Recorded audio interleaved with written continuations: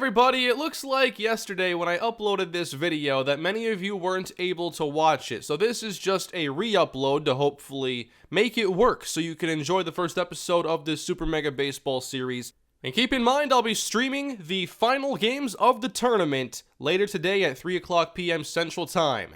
And hopefully this video works. What's up everybody, welcome to the channel. Finally, my Super Mega Baseball 2 series is ready to debut. Welcome to the first episode.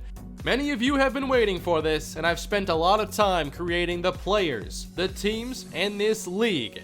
We began here in the Kane League with 8 teams that I have partially custom created and partially let the game generate. Today I wanted to introduce you to the 8 teams in this league. We're gonna go through each team now, and then the first round of the Kane Invitational, our intro tournament to kick off the season. Let's begin with our team. We have the Toucans, who play at Shaka Sports Turf. I like the color scheme here in the uniforms. It's one of the more unique looks in the league. This is the team I plan to control for all or most of the series. And of course, I brought back many players from old series into this game. And among them on this team we have Perry Cummings, the running back from my Browns franchise rebuild. We have Jordan Starks. We have Marcus Calhoun, Desmond Payne, and others. Here are the star players for the Toucans, with Jordan Starks, who gives you a very reliable bat with both contact and power. He has some great fielding skills as well. Then it's Marcus Calhoun, the power-hitting corner infielder. And the ace of our pitching staff is none other than Anton Greenberry, who's one of the most well-rounded players on the team. Other players on our team include the speedy, contact-hitting Ja'Cory Day. He and Perry Cummings help make this the fastest team in this league.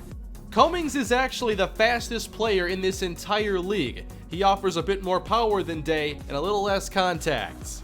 Up next, we have the B-Wolves. This is the team I used in the first Super Mega Baseball, so they're very familiar. The ratings are not all the same. I balanced out the ratings to my liking in a way that made sense. There aren't any super teams in this league. There's a lot of parity. I did a lot of simulating. I simulated 8 seasons last night, and 6 teams won the championship.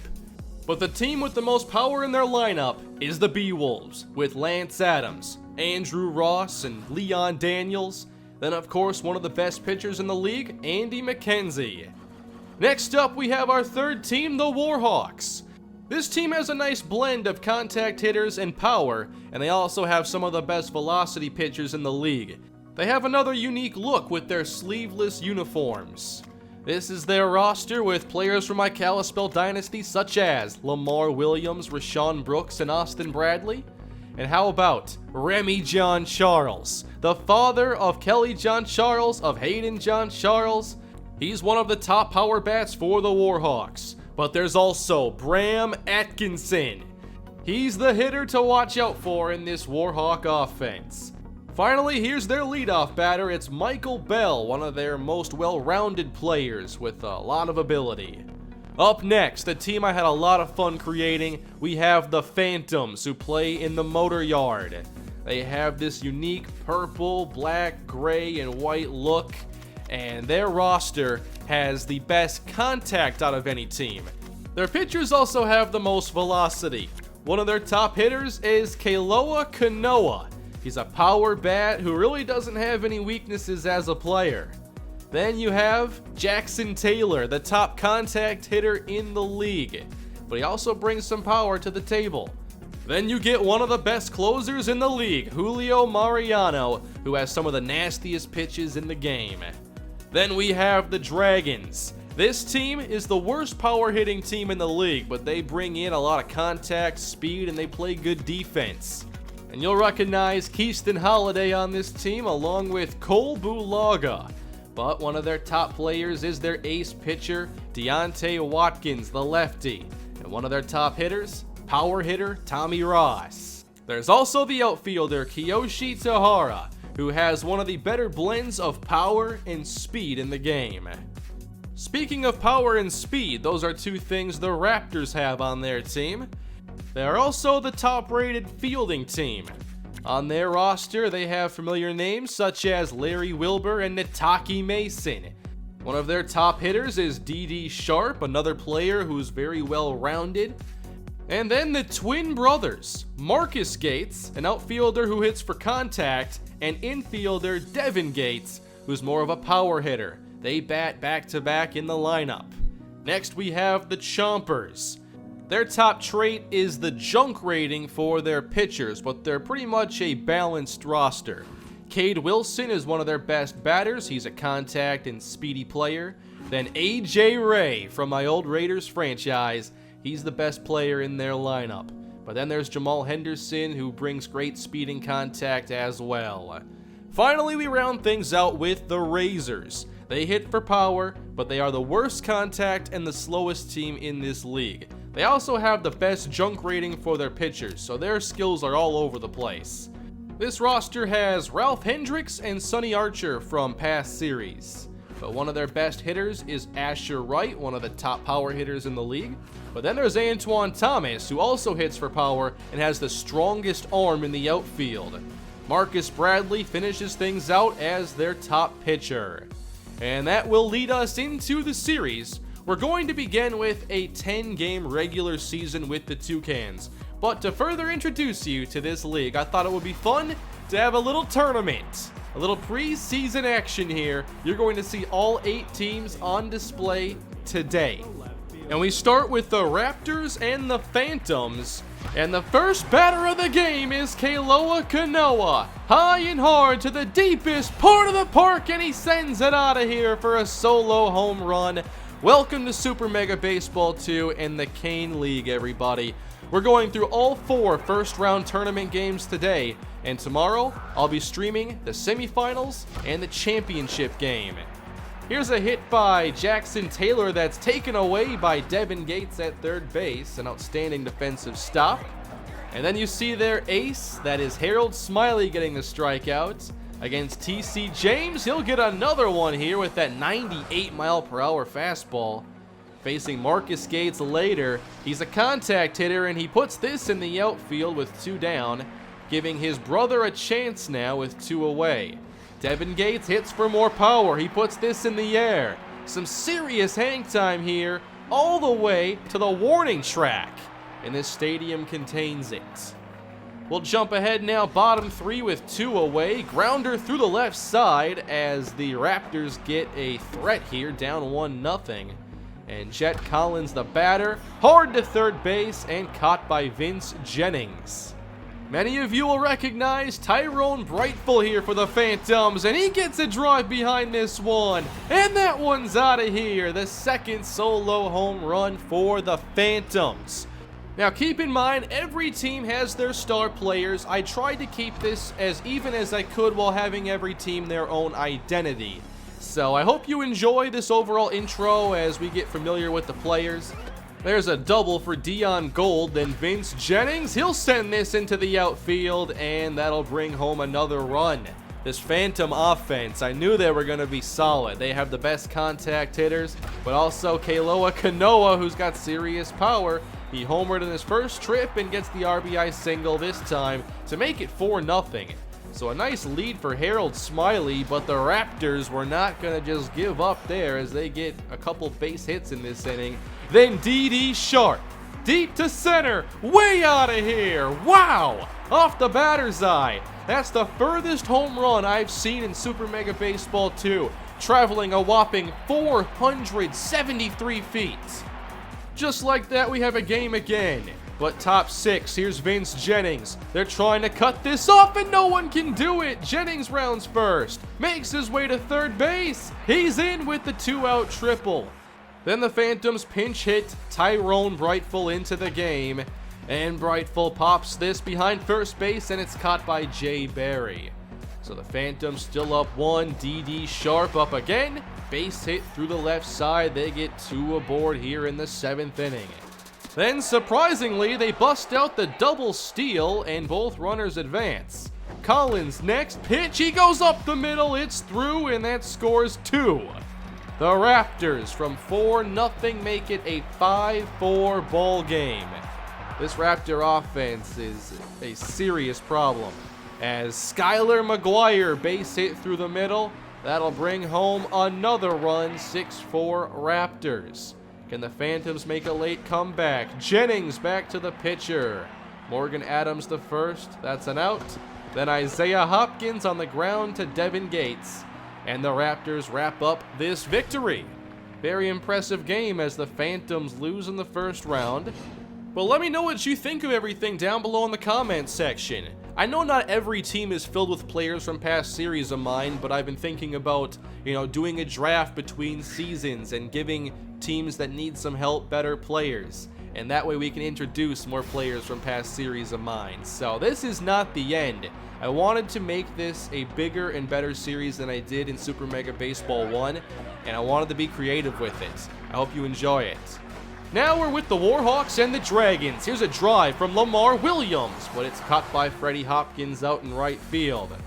And here we go, all business, Bram Atkinson, no sleeves, no gloves, and that one goes off the left fielder's glove. He reaches with the hit. Up next, Remy John Charles reaches for one and grounds out to second base. Back to Austin Bradley on the mound against Max McDonald, the pitcher for the Dragons, who finally gets their first hit of the game. Bradley off to a really strong start. Then against Freddie Hopkins in the air to left, and that's caught by K.C. Wilcox. Top 4 against Tommy Ross. He looks at strike 3 for the second time, and he's supposed to be one of their best hitters. Here's a drive now. This is Kiyoshi Tahara way out to left center field. That gets out of here. Keep in mind with things like mojo and injuries in the game that sometimes players will exceed their ratings like you saw in the first Super Mega Baseball. Here's Cole Bulaga off the pitcher's glove, and Bulaga ends up reaching. Here we go again. Bulaga gets the run a little bit, but then Axel Adams on the ground, and the Warhawks get Bulaga out at second. Let's jump ahead now. The offense for the Warhawks trying to get going, and Michael Bell helps them out with the base hit. Then Atkinson through the left side. Back-to-back singles with nobody down. Remy John Charles makes it a third. Bases juiced for Skip Jordan. Breaking ball. Softly tapped. Catcher touches home and gets the double play. Phenomenal defense. Now 2 away. Quincy Hudson makes sure they'll get something from this inning. There's 1, tying the game. K.C. Wilcox, runners at the corners, and a jam pop-up ends the 4th inning tied. We'll go top 5. Austin Bradley gives up another rocket up the middle as the Dragon offense really got going once their pitcher made a hit. Freddie Hopkins on the ground to third base, trying to go around the diamond, and he should have just tagged the base runner there. So it's an opportunity for Tommy Ross, who looks at strike 3 for the 3rd time. Tied at 1, we go bottom 6. Michael Bell deep down the line, slicing. It stays fair somehow, and Michael Bell gets the stand up. Nope, he slid double. RBI opportunity. Bram Atkinson comes through again. A sharp ground ball all the way to the warning track, and that's your untying RBI. We go top 7-1 on the ground off the glove of Hudson. It gets into the outfield. You'll see a lot of different defensive miscues in this game. It's actually a lot of fun. But to follow a more routine play, and the Warhawks go 4-6-3 to turn 2. Trying to get an insurance run. Michael Bell with another drive. This one to the gap, and it's off the glove. It then goes to the wall as Bell ends up at second with another double. Remy John Charles now. There's a base hit with 2 aboard. Another run scores for the Warhawks. Skip Jordan next. And he'll send this to right center as well, and it gets all the way to the wall. 2 runs come home for the Warhawks. And they make it 5-1, opening up a nice lead over the Dragons. The Warhawks go on to win this game and advance to round 2, where they will meet the Raptors. They win 5-1. We saw just how good the top of their order can be with Atkinson, John Charles, and Michael Bell. They get 12 hits to the Dragons 7. And the pitcher Austin Bradley did a pretty good job as well, only allowing 5 hits in 6 innings. Let's go on to game 3. we have the Bee-Wolves in action now, taking on the Razors. So a chance for me to again play with my old team before we start up the new season. There's Andy McKenzie with the filthy breaking ball on the outside. And on offense, we all know Leon Daniels, but he lines out to the pitcher. This game started out pretty slowly. In the air to right field, sliding catch by Corey Boyd. No score through 2.5 as we go bottom 3, and then Corey Boyd, who had the great defensive play, finally gets them a base runner. Then you get Flash Jackson at the top of the order, gets underneath this one, and flies out in the air to center. Top 4, Andrew Carr at the dish, hard hit through the infield, and this will get past Flash and go all the way to the wall. A 1-out double for the Razors. Crew Kelly trying to bring him home, and he will with a base hit to right. Razors strike first. But we all know how good this Bee-Wolf offense can be. Bottom 4, down the line, it stays fair, and that's Leon Daniels with the hit. Up next, Maurice Manning again down the line, it stays fair.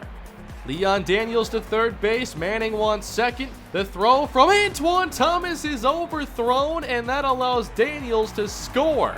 So Thomas, who has the strongest arm in the game, ends up costing his team a run. One apiece. How about the range of Flash Jackson in center field? McKenzie in the 5th. This one's in the air to right. Corey Boyd makes the diving catch. Phenomenal defense. That's part of why this was such a low-scoring game. But here's a base hit that gets through, and Jackson can't quite cut it off. So a 2-out double for the Razors. McKenzie trying to get out of this little jam, and he strikes out Crew Kelly. Bottom 6 with Lance Adams. First pitch of this at-bat is right down the middle, driven to the deepest part of the park, and it gets down. With the speed of Lance Adams, you know he doesn't want to stop at second. It's a triple for Lance. But there aren't too many 1-2 punches better than Lance and Andrew Ross, who drives Lance Adams home. 2-1 Bee-Wolves. Are they done there? Here is Maurice Manning. Down the line, it stays fair. I'm not sure how, but Manning always seemed to come up with those big hits in the first series. He does it here again. 3-1 game. This one in the air to left. Trouble there for Lance? No, he has the speed. Let's head to the bottom of the 7th inning. Again, Lance Adams. That one's high. It's deep to center. This ball out of here. 2-run home run. Bee-Wolves lead 5-1 over the Razors. Meanwhile, we go to Evan Newton out of the bullpen, and here's a soft ground ball that Starks has trouble with. So it puts 2 aboard for the Razors. Antoine Thomas looks at strike 3. With 2 away, Newton trying to get out of trouble, and this ball goes right back to him, and they get the 3rd out. Top of the 9th inning, Andy Beckwith comes in to shut things down, and the Bee-Wolves go on to win, moving on to the semifinals tomorrow. The Bee-Wolves offense is one of the top in this league, but they also have one of the worst defenses, and their overall pitching staff isn't toward the top. So every team has some strengths and weaknesses. I think that we're going to have a really fun league to start out with that's going to be changing every year. I'll decide how I'll do this later, but I'd also like to do some player progression or regression if I can. So let's go into Game 4 with our team will follow the Toucans as Anton Greenberry actually gets into some first inning trouble. Here's Tyler Phillips grounded to the right side, and the Toucans turn 2. No one scores for the Chompers. Bottom of the 2nd inning, here is Desmond Payne from one of my older Road to the Show series into the outfield and caught by A.J. Ray with that great speed. Top 3, Anton Greenberry against Roland Underwood. He gets him swinging. Greenberry, a very well-rounded pitcher, the ace of this team, but still, the Chompers got some hits off him early. There's a hit from Morgan Scott. Then A.J. Ray over third base and into the outfield. That'll score a pair. A.J. Ray, the top player here for the Chompers, delivers, and we can't get the out at home. So now the Toucans playing from behind. Ja'Cory Day right back to the pitcher and caught. Anton Greenberry, our pitcher, can get it done. There's a base hit into the outfield. Does that spark something? Perry Cummings next. Hard hit to third base, and Underwood skies to make the catch. Top 4 for Greenberry. Here is a blooping fly ball shallow right that's caught by Kelly John Charles on the slide. How about Jordan Starks? He's made his way to Super Mega Baseball, and he sends this into the outfield, and they can't cut it off. Jordan ends up at second with the double. Michael Riley to follow, base hit through the middle. We had to get something going as Jordan is sent home, and he scores our first run of the game.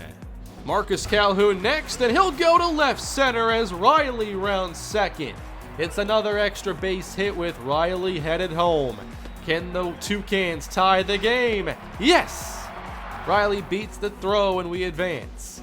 Dante Rooks for my Bears franchise. He doesn't start there yet, so I thought I'd start him here instead at catcher. There's another double with the Toucan offense really getting going in that inning. Unfortunately, Kelly John Charles strikes out in frustration. Here is Ja'Cory Day with a blooper. It gets down in center.